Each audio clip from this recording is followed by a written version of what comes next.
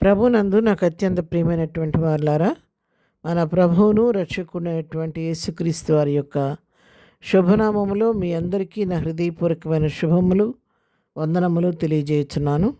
ఉదయకాల సమయంలో దేవుని వాక్యాన్ని ధ్యానం చేసుకుందాం. ఈరోజు వాక్య ధ్యానము కొరకు మనం తీసుకున్నటువంటి లేఖన భాగము లూకా సువార్త 6వ అధ్యాయం 36వ వచనం చదువుకుందాం. మీ తండ్రి కనికరము గలవాడై ఉన్నట్లు మీరును కనికరము గలవారై ఉండుడి. ఆమెన్. దేవుని నామునకు మహిమ కలుగునుగాక.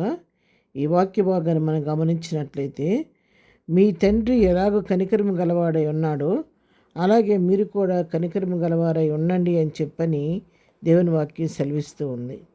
ఇక్కడ దేవుని బిడలైన మనకి ప్రభు అయినటువంటి దేవునితో ఇక్కడ తండ్రి బిడల యొక్క సంబంధాన్ని గురించి ఇక్కడ భక్తుడు మాట్లాడుతూ ఉన్నాడు. ఏం చెప్తున్నాడు? మీ పరలోకపు తండ్రి ఆయన కనికర సంపన్నుడు కాబట్టి, ఆయన కనికరం కలిగిన దేవుడు కాబట్టి, ఆయన బిడ్డైనటువంటి మీరు కూడా ఎలా ఉండాలంటే కనికరము కలిగి మీరు ఉండాలి. ఆయన ఎంత దయామయుడు, కనికర సంపన్నుడు అంటే మనందరికీ తెలిసిన విషయమే. ఆయన ఎంత జాలి కలిగిన దేవుడు అంటే, తనను హింసిస్తున్న వారిని గురించి మరి వారిని క్షమించి వారి కొరకు ప్రార్థన చేసినటువంటి దయామయుడు.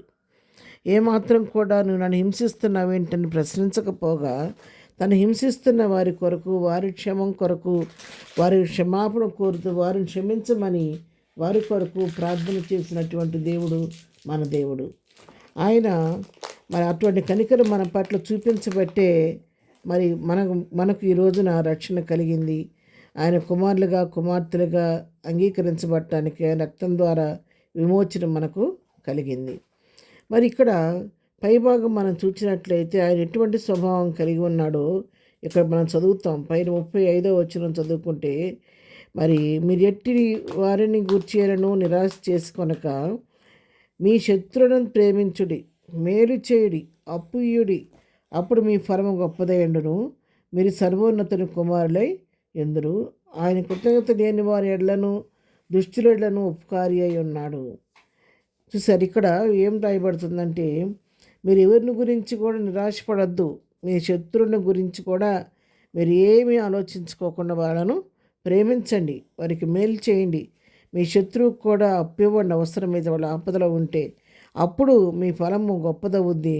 అప్పుడు మీరు ఆ విధంగా చేసినప్పుడు, శత్రువుని సైతం ప్రేమించినప్పుడు, శత్రువుని సైతం మేలు చేసినప్పుడు, శత్రువు సైతం ఆపదలో ఆదుకొని అప్పు సహాయం చేసినప్పుడు మీరేమని పిలువబడతారంటే మీరు సర్వోన్నతుని దేవుని కుమారులై ఉంటారు అని ఇక్కడ దేవుని వాక్యం సెలవిస్తూ ఉంది. అందుకే ఫిలిప్పీలకు రాసిన పత్రిక 2వ అధ్యాయం 5వ వచనం మనం చూస్తే, క్రీస్తు యేసున కలిగిన ఈ మనస్సు మీరునూ కలిగియుడి అని చెప్పి దేవుని వాక్యం సెలవిస్తుంది. ఆయన కలిగిన మనస్సు ఏంటి? ప్రభువు కలిగిన మనస్సు ఏంటి? మన తండ్రి అయిన దేవునికి కలిగిన మనస్సు ఏంటి? ఆయన జాలి కలిగిన దేవుడు, కనికరం కలిగిన దేవుడు, ప్రేమ కలిగిన దేవుడు, ప్రేమాస్వరూపి, దయామయుడు. ఆయన ఎవరిని కూడా త్రోసివేయక ప్రతి వారి పట్ల కృప చూపుచూక ఆయన ఐశ్వర్యవంతుడై ఉన్నాడు. ఆయన బాధింపబడి బదులు దూషింపలేదు.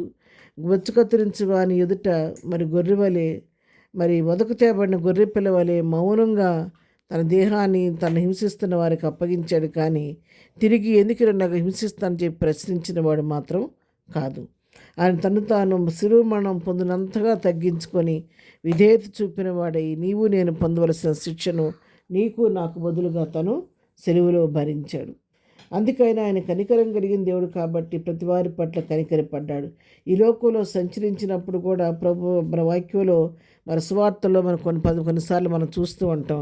యేసు వారిని చూచి కనికరపడి అనేక మంది రోగులు తన మీద ఉన్నప్పుడు వారి మీద కనికరపడి వారిని బాగు చేశాడు.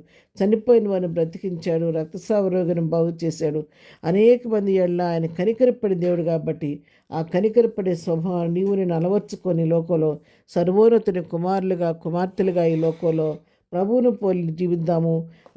ఆ విధంగా మనం జీవించిన మనల్ని బట్టి దేవుడు నా మహిమ కలుగుద్ది. అనేకులు మన ద్వారా మేలు పొందటానికి దేవుడు సహాయం చేస్తాడు. ఆ విధంగా ప్రభు చిత్త ప్రకారం నడుచుకొని ప్రభు కృపకు పాత్రను అవుదాం. ప్రార్థన.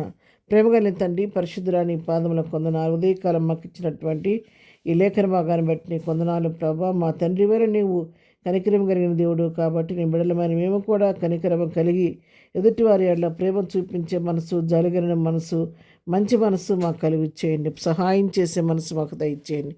ఎదురు దేవులతో నింపి నడిపించిన ఆయన ఇదను ఎవరైతే నీ కనికరం కొరకు ఎదురు చూస్తారో వారికి నీ కనికరం చూపించండి. మేము దినం మేము చేయి పని పాటలో రాకపోకలో తోడుగొడండి. దినం బర్త్డే మ్యారేజ్ చేసుకుని బిడ్డలను దీవించి ఆశీర్దించమని, ప్రయాణాలు చేస్తున్న బిడ్డలకు నీ కాపుదల దయచేయమని, ఈ దినమంతా నీ కృపాక్షేమాలు తోడుగుంచి నడిపించమని యేసునామములో ప్రార్థించి అడిగి పొందుకొని ఉన్నాము తండ్రి. ఆమెన్.